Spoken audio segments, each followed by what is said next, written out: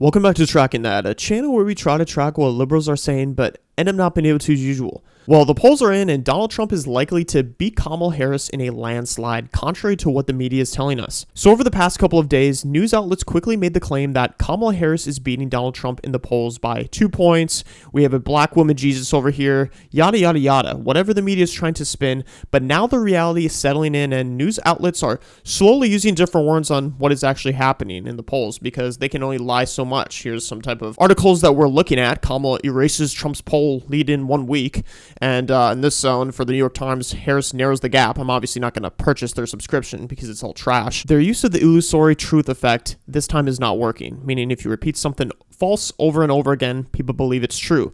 But everyone is seen through their BS. The Democrats talk so much about them protecting democracy, but aren't even letting the people decide who to nominate for the Democrat Party. And if you remember, it actually happened in 2020 when everyone magically got behind Biden to defeat Bernie Sanders.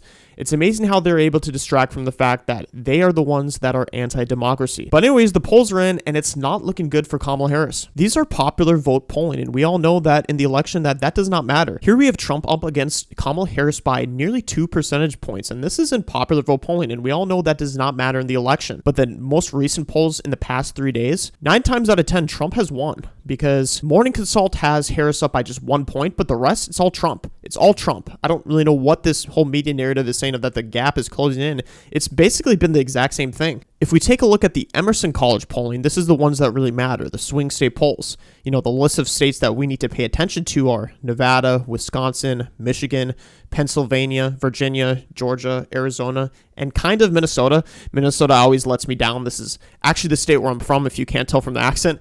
But of course I get ripped off. You know, I'm in the one state where it didn't vote for Reagan, so it's kind of embarrassing. But we have Trump up in Arizona by 5 percentage points, Georgia by 2, Michigan by 1%, Pennsylvania we're up in 2, and Wisconsin we're tied. This brings us to this election map. The Republicans winning by 297 to 225. But this doesn't take into account putting in Wisconsin or Nevada. The Democrats could win both those states and we could still win. If we look at the Nevada polling, the most recent poll shows Trump up against Harris by 2 percentage points, and then the rest are just Biden. There we got one for insider advantage. They're up by 10 points. I don't think that's that reliable.